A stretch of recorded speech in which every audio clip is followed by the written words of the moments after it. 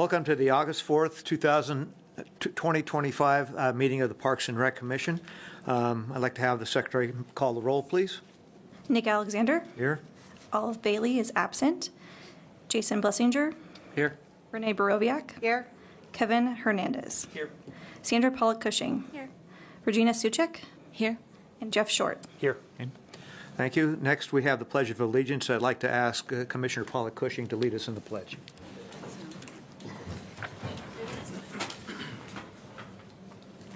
Allegiance to the flag of the United States of America and to the republic for which it stands, one nation, under God, indivisible, with liberty and justice for all.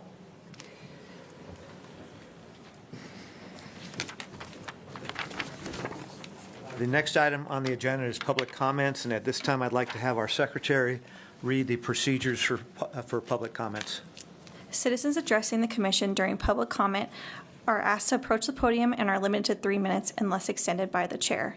It must be regarding items that are not listed on the agenda and are within the city's jurisdiction. The Brown Act does not permit any action or discussion on items not listed on the agenda. No action will be taken on items addressed under public comment. Okay, the next item is public comments. Are there any public comments out in the audience? Step forward and please give your name and address for the record. Good evening, good afternoon. My name is Tony Lopez. I am representing Pride Industries. Address is 10030 Foothills Boulevard, Roseville, California, 95747. Thank you. So again, good evening, Chair Alexander and Board of Commissioners. I am here today to advocate for a park naming submission for Mr. Michael Ziegler. For those that did not have the pleasure of meeting Mr. Ziegler, he was a local business icon and entrepreneur and was the president and CEO of Pride Industries for close to 37 years. Pride Industries' mission is to create employment for people with disabilities, and that's what Mike was all about. So while we are a national organization, we were founded in the basement of a church in Placer County in Auburn, right up the road, but we really took roots here in Roseville early in about the mid-'80s. In 2000, we built the headquarters that we still reside in today. It's a 176,000 square foot facility. Mike was instrumental in finding employment wherever he could. He loved Roseville. He was all about growing the ability for the mission and finding people jobs. Today, we are about 4,000 nationally from an employee headcount and locally around 1,152. Also today, we are ranked 13th in the Placer County as far as employees, and Mike was instrumental in making that happen. So having a mission that we do and being so big on finding employment for people with disabilities and his connections with a lot of the organizations here in Roseville, whether it be the Chamber or other associations, Mike was all about giving back. If you did not meet Mike, he was probably one of the most dynamic individuals you would have ever met. I spent close to 20 years working side by side with him. I learned so much. A lot of who I am as a leader is because of him. So in addition to job creation for probably one of the largest disenfranchised populations that we have, he was all about leadership development as well. And so we do have very, very strong roots here. He gave back where he could within the community. And again, I'm here today to advocate and ask for you guys to consider him. So thank you for your time and consideration. And I hope that we're able to see a park named after Mr. Ziegler very soon. Thank you. Thank you, Mr. Lopez. Is there any other public comments? My name is Judd Riggs. I am a resident of Sacramento. My home address is 1885 Claremont Road in Carmichael, 95608. I too am here to advocate on behalf of naming a park after Mike Ziegler. I am presently the vice chair of the board of Pride Industries. My other job was I was the CEO of Teichert for many, many years. I met Mike probably 35 years ago, and when the Teichert Foundation was making a grant to Pride Industries, came up, delivered that grant, met him, was captivated by Pride, within a couple of years joined the board. The history of Pride is that when Ziegler came to work here, it was in 1983, Pride was, as Tony mentioned, Pride was a wood shop next to the Roseville High School on Berry Street. It did about $150,000 of business. It was making construction stakes, and it employed a handful of people. When Mike sadly passed away 36 years later, Pride was the largest employer of people with disabilities in America, with a nationwide footprint, active in over a dozen states, with a revenue approaching $500 million. Still growing today, an amazing legacy, I think a proud jewel of this region, and really a jewel, a special jewel as far as Roseville is concerned. So my heart is all in on Pride, and this was just a nice opportunity to step up and kind of advocate on behalf of Mike, on behalf of the organization. So I think, as a resident of Carmichael, that the city of Roseville ought to be delighted to name a park after Michael Ziegler, and hopefully you guys will see it the same way. Thank you. Mr. Riggs. Mr. Lopez and Mr. Riggs, what we'll certainly do is pass along your comments to the Park Naming Committee. I would encourage you to stick around for a few minutes, because the next item on our agenda is an overview of how parks are named. So I think it'll be informative for you. Are there any more public comments? Hearing none, we'll close public comments and go to item 5.1, and as the approval of minutes. Commissioners had a chance to look at the minutes. Do I have a motion? Motion to approve the minutes. Is there a second? I'll second. Motion and a second. All in favor, say aye. Aye. Any opposed? That passes unanimously. Okay, the next item on the agenda is 5.2, and that's the park naming process. And our park development staff member, Tara G., will give us a presentation. Good evening, I'm Tara G., and I'm the Park Planning and Development Manager, and I'm here tonight to answer the question, how do we name parks? I've given you all a handout that includes the policy, and will now review it with you. Names are sought annually during the month of July for parks that are anticipated to start construction within the same fiscal year. Once the suggestion period closes, which is the entire month of July, the Park Naming Subcommittee reviews all names plus the active list or the list from the year before.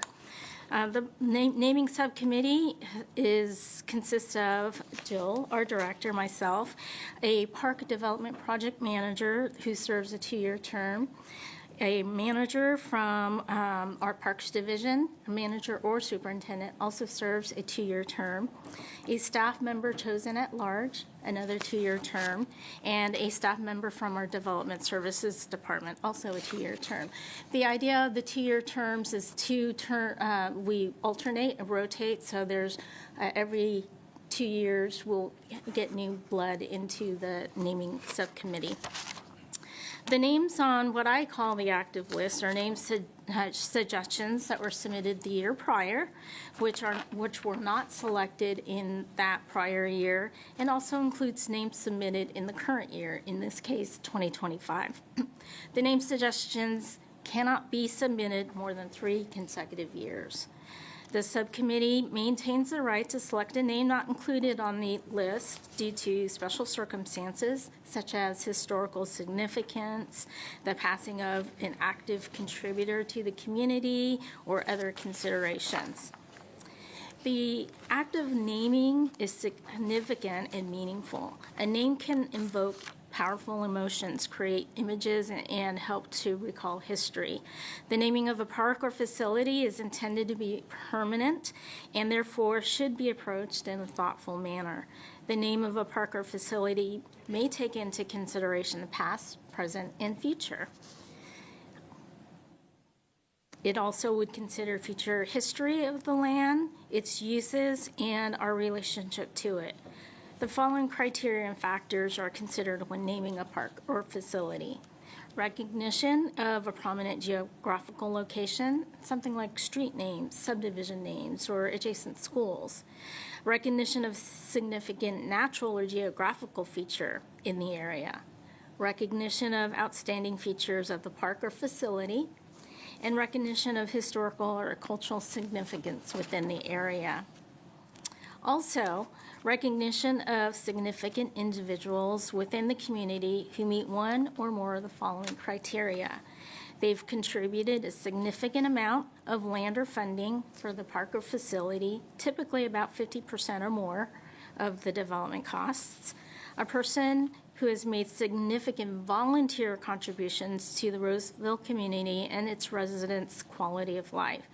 This person could be living or deceased, or a person who has died in the line of duty as part of city service.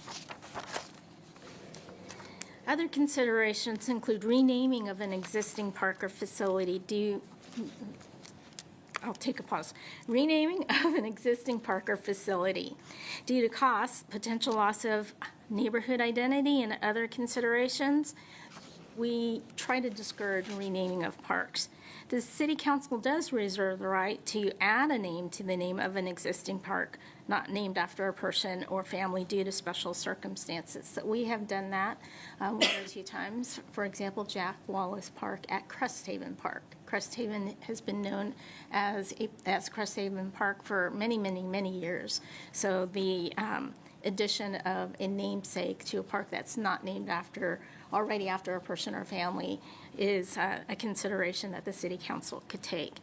In such cases, the original park name is not replaced, as in this example. Regarding park names that include business names, these fall under the sponsorship policy and naming rights. Simply put, the process for this is separate, and are separate from what I just described earlier, and will include monetary donations for a specified term. As a reminder, this is an information item only and no action is being sought tonight. We will return, since the 2025 name suggestion period closed a couple of days ago, we will come back to the commission with some recommendations from the Park Naming Committee, subcommittee, around October or November. And once you've been able to review that and make your recommendations, we will then forward it to the City Council, which will probably be, depending on the number of council meetings, either December or January. So this concludes my presentation. I stand ready to answer any questions you may have. Thank you, Tara. Commissioners have any questions of staff?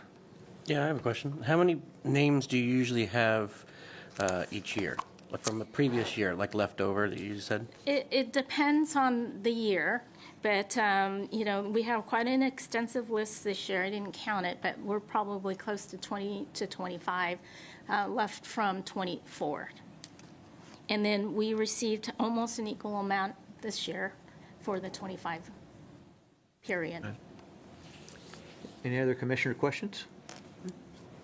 Okay, at this time, I'd like to open it up to the public. If there's anybody in the public that would like to address this item with regard to the park naming process. Hearing none, we'll close the public comment, and as Tara mentioned, there's no action on this item, so we will move on to the next item on the agenda, and that is 5.3 community events.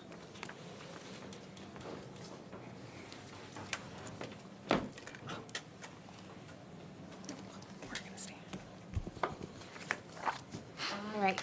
Good evening, Commissioners. My name is Kathleen Beatty, and I am the Recreation Coordinator in charge of many of the events that we're going to talk about tonight. And I'm Will Neville, the Recreation Supervisor that oversees the events team. Thank you for having us. You might have noticed that we have been here a couple months back to go over our spring and summer events, so we're back here tonight to talk to you about our fall lineup of events. First, though, I'd like to give you some backgrounds on how our events have been growing the past few years. So as you can see, we currently offer over 60 annual City of Roseville events, including our Wind Down Wednesday, Friday Flicks, the July 4th Celebration, Family Fest, Turkey Trot, Downtown Holiday Celebration, Neighborhood Santa, and so on. We continue to see great attendance at each of the events, with our overall attendance rising in the past few years. For example, 3 years ago, our event attendance was reaching just under 54,000 attendees, and as of last year, we've now reached over 64,000 attendees, and we expect our numbers this year to exceed even that. We credit the success to our continued efforts to maximize our current lineup of events, such as Family Fall Fest, or to innovate with new and exceptional experiences, such as Scarecrows on the Square. All right, so what do these experiences look like? First, let's talk about Scarecrows on the Square. Inspired by the success of our beloved Tree Grove, this new event invites local businesses and community members to showcase their creativity with custom scarecrows. Scarecrows will be on display at Vernon Street Town Square from September 19th through the 26th. During Fall Family Fest, guests can vote on their favorites in fun categories like Most Creative, Best Overall, and Crowd Favorite. And at Fall Family Fest, there's something for everyone. Kids can explore exciting hands-on activities, climb into massive trucks in the Big Truck Zone, and enjoy live stage performances. With 50-plus vendors, delicious food trucks, picnic games, and endless fun, this autumn celebration is a perfect way to make festive memories together. We are also excited to showcase this fall's Friday Flicks Trunk or Treat. We're combining two of the community's favorite fall traditions, Trunk or Treat and Movie Night, into one unforgettable experience. Last year, we packed the parking lot with over 30 decorated trunks and welcomed more than 1,200 attendees. This year, we're taking things to the next level with some thrilling new additions. A spooky story walk presented by the amazing team at the Roseville Library, special appearances from spooky work trucks courtesy of Environmental Utilities, and a rumored visit from none other than the Ghostbusters. After gathering goodies from the Trunk or Treat, families can head inside the Mahaney Fitness Center gym for a special screening of Casper the Friendly Ghost. With even more activities, surprises, and treats, this event is sure to be a crowd favorite. Following that, we have Honoring Veterans. Join us at the Roseville Civic Center from November 3rd to the 7th as we honor the brave men and women who have served our country. The special event will feature a wall of honor, giving community a space to recognize and celebrate local veterans. Visitors are encouraged to bring donations in support of the Blue Star Moms, an organization that supports active service members, veterans, and their families. There will also be a dedicated area where our youngest community members can create thank you cards or drawings to show their appreciation. It's a simple but yet powerful way to give back to those who have given so much. And leading into the holiday season, the Maidu Community Center and Maidu Museum and Historic Site are both hosting craft fairs on November 8th from 9 a.m. to 3 p.m. These events mark the start of the holiday shopping season with 120 local vendors and artisans offering handmade items, gifts, and seasonal decor. It's a great way to support small businesses and bring people together during the holiday season. The fun won't end there, though. Once fall is through, we jump right into our holiday season events, including Turkey Trot, the Downtown Holiday Celebration, and more. This year, we plan to introduce another new experience with Light Up the Night. Stay tuned for more details about that one coming up soon. And finally, we're always looking for partners to help support our wonderful array of events. With over 64,000 attendees, sponsoring a community event is a great way to connect with our community. Information on our sponsorship opportunities can be found on our website at www.roseville.ca.us/events. Thank you once again for having us. All the events and opportunities I have mentioned today can be found on our website on the screen, and we're happy to answer any questions you may have. Thank you. The commissioners have any questions of staff on community events? All right, hearing none, I'd like to open it to the public if there's any comments on community events. Hearing none, I close public comment, and being this was not an action item, that we thank you for the presentation, and we'll move on to the next agenda item, and that is the Parks Operations Overview.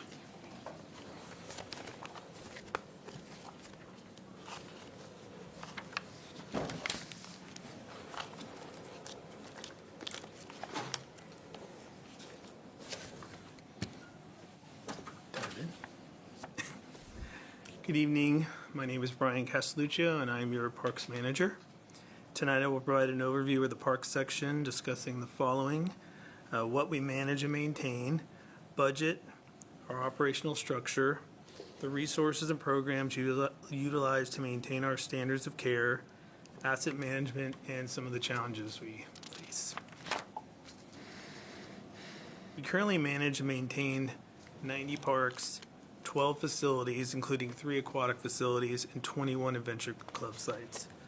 We also, as part of a joint use agreement with our 3 school districts, Roseville, Tri Creek, and Eureka School District, we maintain joint use, multi-use turf areas where parks are adjacent to schools, so we're doing maintenance on school sites. The 90 parks consist of 2 regional parks, 30 community parks, and 58 neighborhood parks.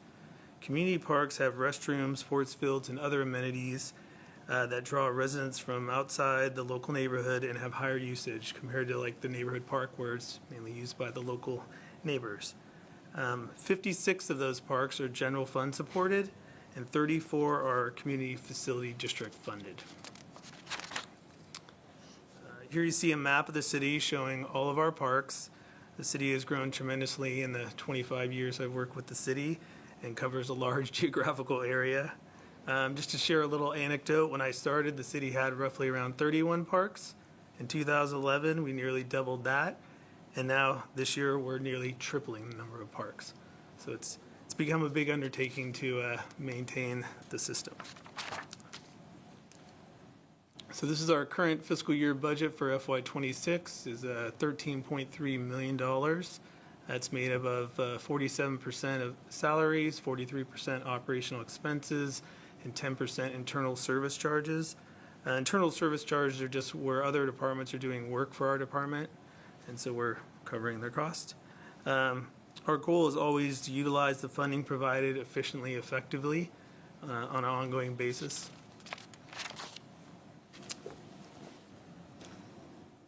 Currently, we are structured in 3 regions to maintain the city. We have our east, central, and west.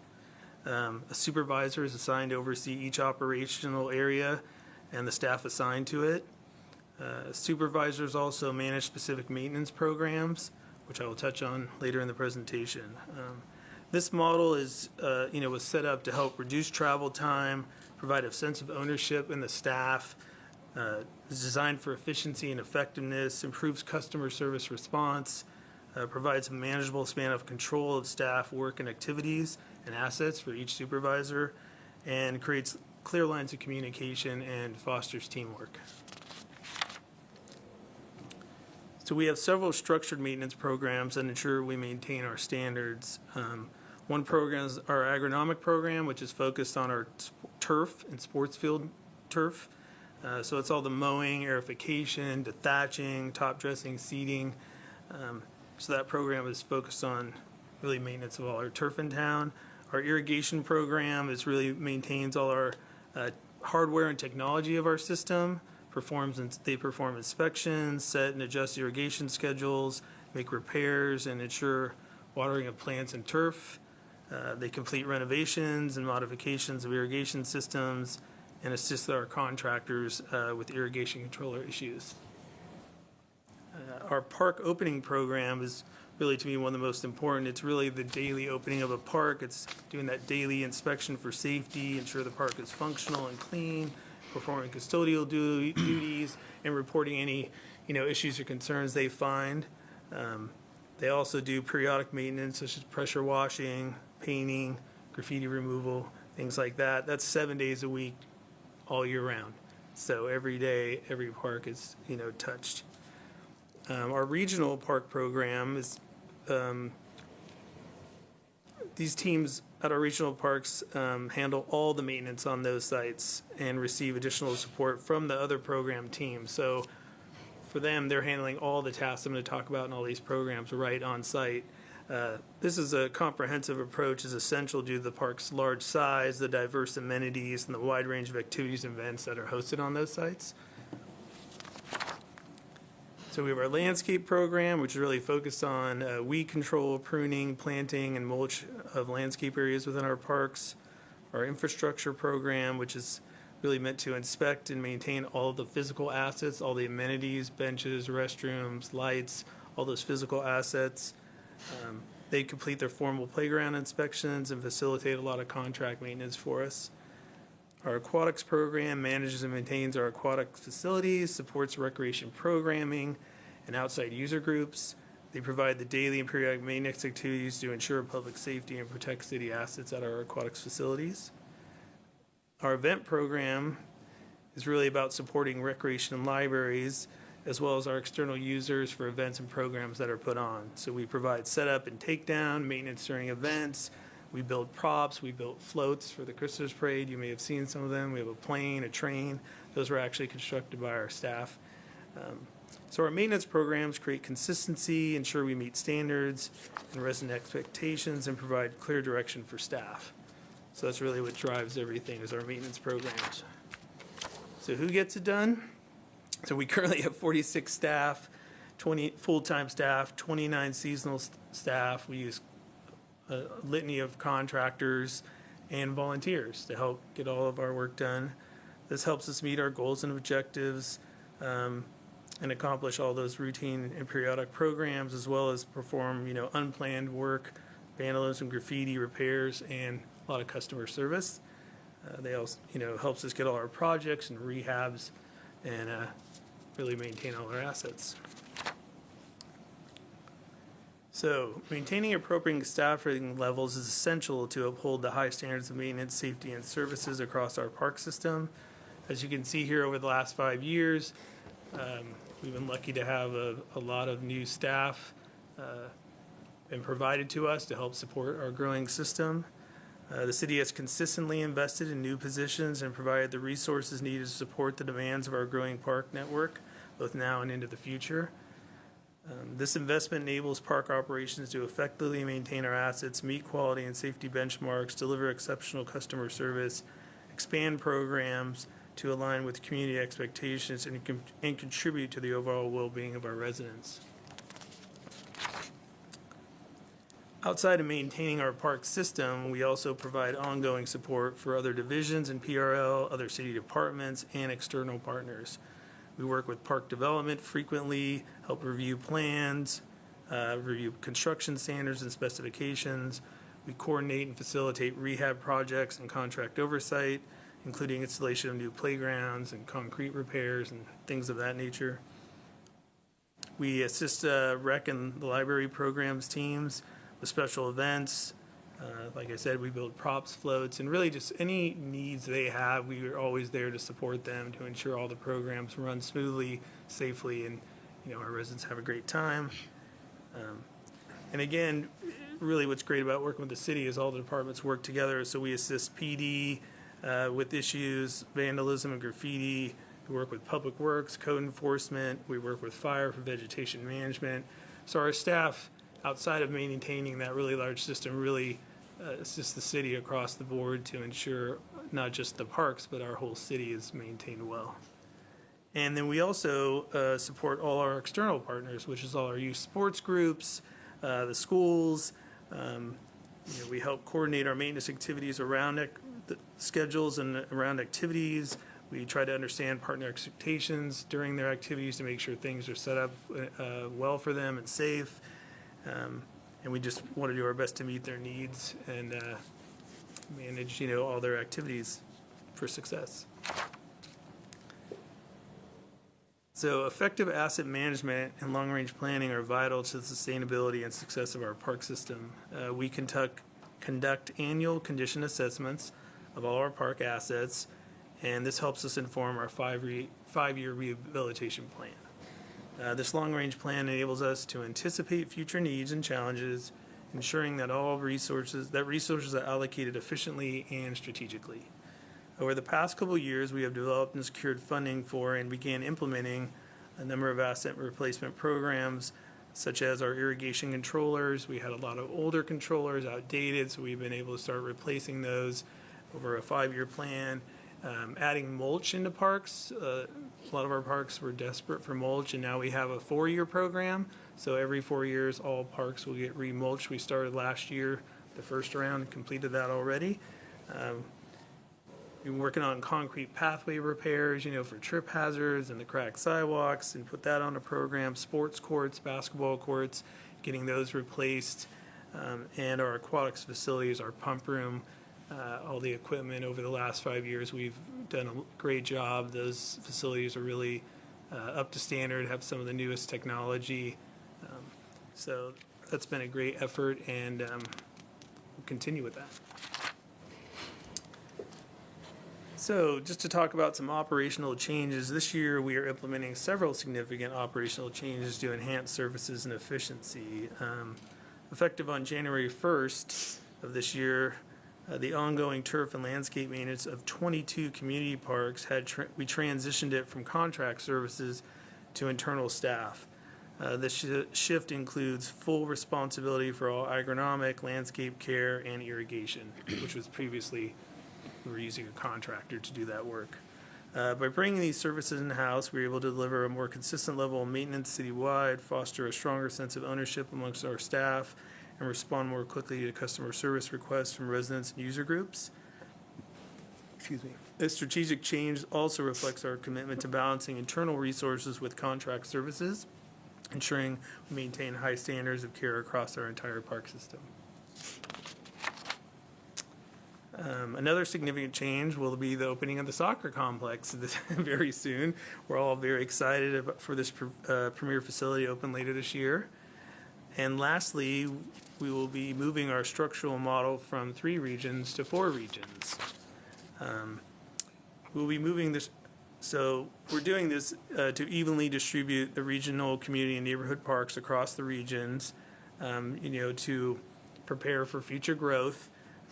This will keep us in line with our existing model to help reduce travel time, provide that sense of ownership, improve customer service response, maintain efficiency and effectiveness, provide those manageable span of controls for our supervisor, and foster communication. This model also better positions us again for additional parks and for the facilities as they're constructed out in the West Plan. So this kind of sets us up for that, build out scenario, at least as the city's planned today. So instead of having to change every couple years with growth, we've, trying to implement a system we can grow into and build on. It's better for staff. It's probably better for the community as well. So challenges. I want to touch on a few challenges that the park section is and will continue to face in the coming years. One being growth. Growth creates challenges for resources, span of control, remaining consistent, and ensuring timely customer service response. Long-range planning, maintenance programs, and being adaptable help us prepare for that growth. A lot of what I talked about is really things we're putting in preparation to ensure we can handle the growth and be prepared to maintain our high service level. In the last 5 years, not only have we received a lot of new positions, but we've also experienced staff turnover through retirements and people leaving for other job opportunities. This has caused a knowledge and experience drain within our park section. Almost 70% of our field staff have worked for the city for just 3 years or less, and many are just, don't have as much experience as some of the staff we had 10 years ago. Most of the people had been here 15 plus years. So to tackle this challenge, we've been working to improve our comprehensive training program and a method of really tracking the progress of our staff to ensure we can bring people up to speed and get them the experience they need so we can, again, continue to maintain our high level of service. Another challenge is external impacts, which are things like changes in laws and regulations, market price increases, and scarcity of supplies and materials. This can impact our ability to meet expectations, slow processes down, and increase costs. A current water conservation law, AB 1572, will begin requiring the removal of non-functional turf in the future. So these type of impacts can require additional labor, funding, and resources to meet them, and additional strain on the budget. And last, the use of contract maintenance, although it can be helpful, can also present some challenges. It requires a lot of oversight, admin support to ensure contractors are meeting standards. You only get what you pay for, so if you have additional work, comes at additional cost. Unlike our staff, we can pivot them and move them to the highest, greatest need, so there comes a cost there. If they're not meeting standards and the decision is made to no longer use their services, we may not have the resources or expertise to fill in right after them or complete work with in-house staff. So that kind of puts us at a disadvantage. So as I spoke about earlier, bringing 22 parks in was trying to balance the use of contract services in-house staff so we don't get top-heavy in either direction, really. So it's really trying to find that sweet spot. Knowing these challenges allows us to plan and develop strategies to overcome them, though. So we are, as I talked about these are things we're thinking about internally and preparing for of how we're going to strategically handle them as they come. So our commitment to quality and high standards is at the core of everything we do in park operations. We take pride in providing safe, clean, and well-maintained parks that enhance the quality of life for the community. Through proactive planning, consistent maintenance practices, routine inspections, asset assessment, being innovative, and providing excellent customer service, we ensure that every park and facility meets or exceeds established safety standards, aesthetics, and operational standards. This dedication not only preserves the long-term value of our assets, but also fosters public trust, supports community well-being, and delivers exceptional experiences for all park users. That concludes my presentation. I'm open Thank you, for Brian. questions. Commissioners, do you have any questions? I have one.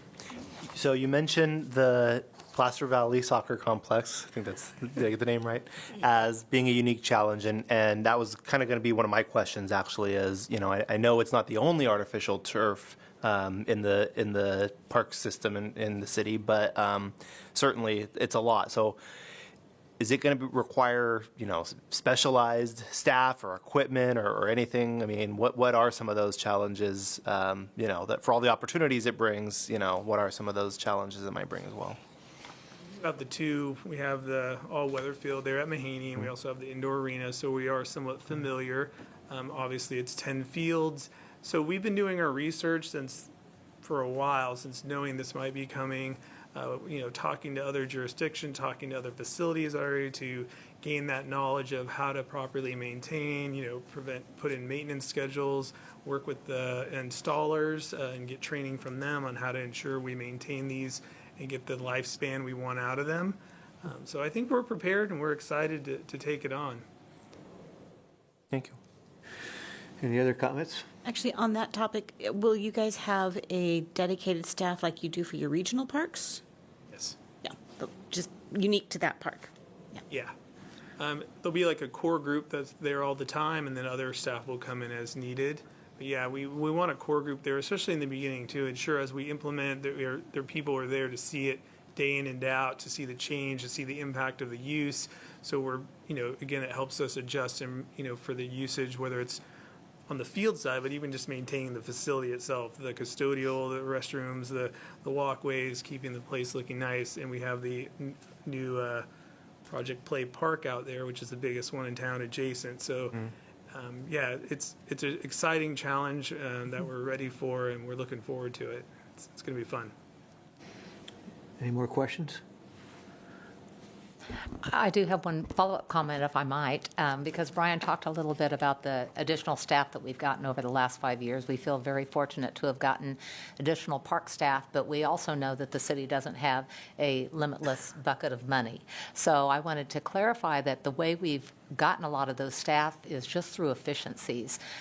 We've taken a lot, we used to have a lot more part-time staff than we have now, and when we would hire part-time staff, they might come, they might stay 3 or 4 months, and then they'd leave, and then we have to hire again. And I mean, it was really a vicious circle of going through interviews, hiring, training, and then starting all over again. So we took a lot of those part-time dollars and dedicated those towards additional full-time staff, which has been very good for us. And then, as Brian mentioned, with the 22 parks, we have cut back on some of our contract work to enable us to hire more staff. So we've used both contract dollars and part-time dollars that were already in our budget to be able to build our full-time staff.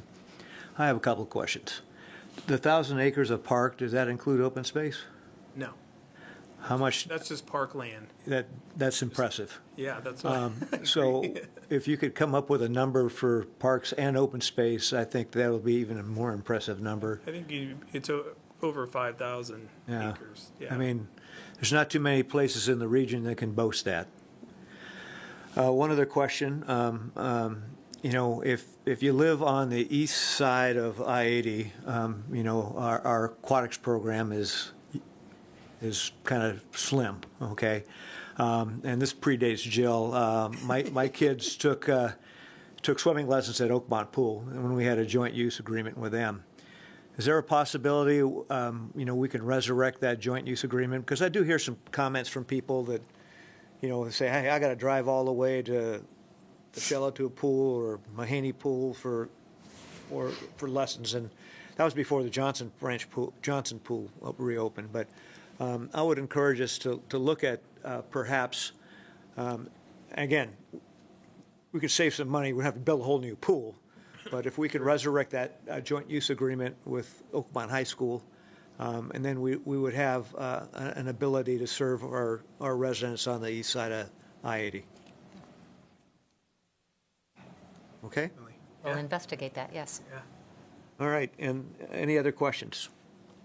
Okay, at this time, I'd like to open this to public comment. Is there anybody in the public that would like to address this item?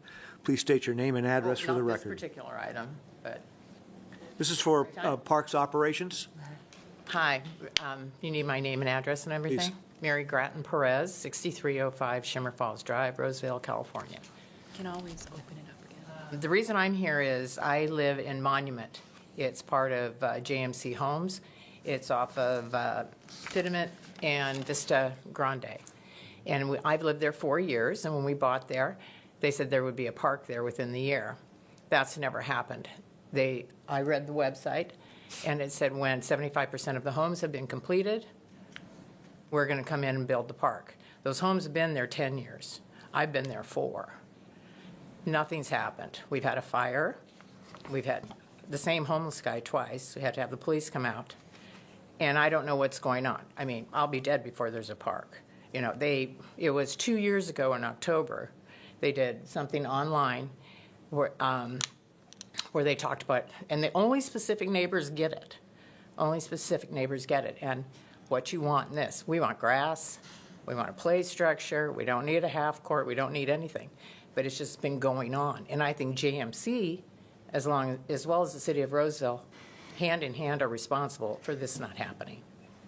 And because JMC said you had it, you said they had it. We went back and forth. I did get the document that you guys took ownership of it September 22nd of 2022. So, I mean, we just feel kind of like the redheaded stepchild. All the other places have parks. I mean, Rex Fortune, you built a school. Completed it in 2023. They laid sod. Brian might like to know that. They laid sod. I watched them last week. I mean, they didn't, this school just got built. And we've been there. I've lived in Roseville 29 years, and I don't think I've ever been more disappointed in the city of Roseville. We call because it has to be mowed. I mean, it gets weeds like this tall. And it's a shame. And I know up the hill, Sagebrook, Meadowview, JMC built those. They're like $200,000 more. Park was in, and I believe that was dedicated to a man that worked for the police. He wasn't a policeman, but it was dedicated by the city of Roseville, and it was built. Nothing was built, but the park was in. And we complied. We've been there for 4 years, and it was 90% complete then. And we called and we called. It just says, well, we have to do a request for proposal. I mean, I know how this works. I used to work in government. These RFPs are pretty straightforward. But, I mean, the homeowners are very, very disturbed. They're very, you look down there and it's straw. And your family comes over at Christmas, goes, are they ever going to do anything? No, I doubt it. I mean, I don't know why we're being ignored. And then Silver Spruce, I read it, that's a new development coming up, and I think you're spending 1.9. You've already allotted the money for that. So, mine is more of a complaint for the neighborhood, because most of the people there have small children. You don't need a half basketball court or pickleball or, everybody when you get them online, then they go, oh, yeah, we want this, we want that. No, just some grass, somewhere to go down and have a cup of coffee, visit with your neighbors. But I'm highly, highly disappointed. I mean, I would never move into I lived in my first house 25 years here, raised a family, and then I moved out here to West Roseville. And it's very sad. And, it just feels like you've just been neglected. But, yeah, I think that's pretty much it. And then there's over by Pleasant Grove, which isn't far from us, they're putting in some low-income apartments. And we can see them from our place, that's fine. There's $60,000 or whatever you have to live there. That's, not low income. But they send us a survey saying, should they get a fitness center, a pool, or a dog park? Why add insult to injury? We don't have our park. But everybody else does. And that school, that Rex Fortune, you should have seen the trucks. There were 4, 5 trucks a day laying sod. Okay. It wasn't like they watered it down or seeded it like they do most parks. And we don't want bathrooms. People just want to go down there and enjoy it. But it's a literal eyesore. All right, very well. We thank you for your comments. Is there any, we'll have staff look into all that for you. If there's Well, anybody I'm else- sure they'll look, Yeah. but I'm sure they won't do a thing. Because we've been Well, on this well, for 4 we'll have years. We'll have to see about that. You're talking to the commission now. The commission is going to want staff to take a look at it. Obviously, we don't have answers right for you here from the podium, so. No, sir, I understand that. Yeah. But there have been phone calls made for, we moved I in understand Christmas that. of I just want to tell 4 you years ago. that the commission is going to direct staff to look into it, okay? Yeah, or maybe the press would like to hear about it. We could just take it to the news. Very well. Thank you. Commissioner, Chair, I'm not sure if staff wanted to. Finish public comment. Second one. Oh, okay. Okay. So- Good evening. My name is Margarine Reynoso. I live at 6313 Shimmer Falls Drive, Roseville. Again, to reiterate what my neighbor said, it's interesting to me that you talk about, your employees wanting to be satisfied and happy, and I understand that. I worked in government for LA Superior Court for 34 years. And you talk about pride of ownership. There's no pride of ownership right now in our neighborhood. When you do have to call the police to get the homeless out, when you have to call constantly to get the big open lot mowed so it doesn't catch on fire again. I've attended a couple of meetings where we've been presented drawings. My concern is that when we were told that there was going to be a park, and that's one of the reasons that I bought there, and I moved in on February 7, 2022, again with the understanding that the park would be built in a year, and we had a certain budget allotted. Well, we find out that budget has not changed. Yet if the delay in building the park, our $100,000, just for the sake of argument, doesn't go nearly as far as it did 3 years ago. So what's going on? We pay a lot of Mello-Roos, and part of that Mello-Roos goes to park development. I know we're just a lowly neighborhood park, but neighborhoods, that's what the foundation of Roseville, small neighborhoods. And we don't get treated fairly. We don't get treated with any respect.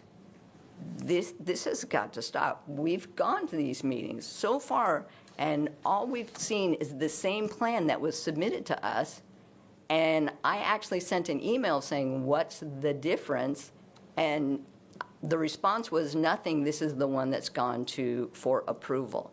We were told that, different things like weather plays a factor, bids play a factor. We've heard nothing, crickets. So what's going on? The other thing that's very unfortunate is every time we want to come to speak at these meetings, they get canceled. I mean, how often do you cancel, these are what, once a month? Once every 2 months? How in the last year, how many have you actually had where you've been here? So everything keeps getting delayed and delayed and delayed, and the community members are being treated poorly. And so what's the remedy for this? Where's our park? Okay. Thank you. Okay, very well. Question for staff. In their neighborhood, is the Mello-Roos used for park development, or is it billing permit fees? Mello-Roos is for maintenance. Maintenance, yes. Yes, it does not go to park development. So we're funding that park through billing permit fees? Building permit fees, correct. All right. I can go on or answer a few questions I'm sure you have. I believe they're talking about either JM 51 or JM 52. JM 51. and that is a JMC park. Unfortunately, the information that's provided through the development home sales process doesn't quite align with timing of construction, so that's always a challenge for both the residents and staff. The status of it right now, that's actually one of the parks that are up to be named this year, and we have the master plan approved already, and we are working on construction documents as we speak. The plan is to break ground in the spring of '26 and hopefully be complete by winter of '26. So that's the schedule for that right now. Okay. How is it that you were able to get Rex Please step to the podium if you're going to comment. Sorry. How is it you were able to get Rex Fortune, all that sod Ma'am, and everything? Ma'am, please direct your questions to me. Well, to you, to her, how are they able to get Rex Fortune, all that sod put out there? The school went up, it was completed 2023, it's been open, and they have all that out there. They want to put in the low-income apartments. They had that leveled and roads are done. I just don't understand. I've only been there 4 years. Most people have been there 10. We were the last phase. So we haven't suffered as much as other people, and I know other people have started petitions and things, but it went nowhere. Well, once again, we thank you for your comments. And Okay. is there anything on the And Rex Fortune is a school district site. A school district, Yeah, that's not a joint city use of park? Roseville. Yeah, it's 2 blocks from my house. Okay, but it's a school. This is totally different government. And may I just address one thing? When we were told, when we went to this community meeting for the park, we were told that they would break ground hopefully in 2025 and be done by 2026. Now, depending on weather, other constraints, now we're talking in the end of 2026, maybe 2027. What happens to that budget for that park? That's now 5 years. Well, like I say, you have our park development staff person is giving you a schedule, and I think we'll try and hold her to that schedule. Okay, but we do appreciate your comments, and we'll see what happens. Yeah, we'll see what happens, but that's the thing. Okay. We're paying a lot of taxes. Any other comments from the commission? All right, this is not an action item, so we're going to move on to comments from Board and staff. Board and Commissioner comments. I had it in my mind. You're good. Staff, any comments? Just very briefly, it's been a busy summer, a lot of programs and events. School starts this week, and so our summer camp season is over, and our Adventure Club staff are ready to go on Thursday when school starts. Speaking of canceled meetings, and I do believe we've canceled 2 this year. We canceled the one in January for the New Year holiday and the one in July for the 4th of July. And we will be canceling September because that one falls on Labor Day. So we won't have a meeting in September. We'll next see you in October. But prior to that, many of our staff will be in Orlando from September 14th through 19th for the National Recreation and Parks Conference. And as you know, at that conference, we'll become officially accredited. We know we're bringing that home with us. And we're bringing home a finalist plaque as being a gold medal finalist again. And we will find out on September 17th who the recipient of the gold medal is this year. So send us your good vibes around 6 a.m. California time on September 17th. That's when the announcement will be. That's all I have. All right. Any commissioner comments? All right, hearing none, I'll entertain a motion to adjourn. Motion to adjourn. All in favor? Oh, is there a second? All in favor? Aye. Aye. Okay, we're adjourned.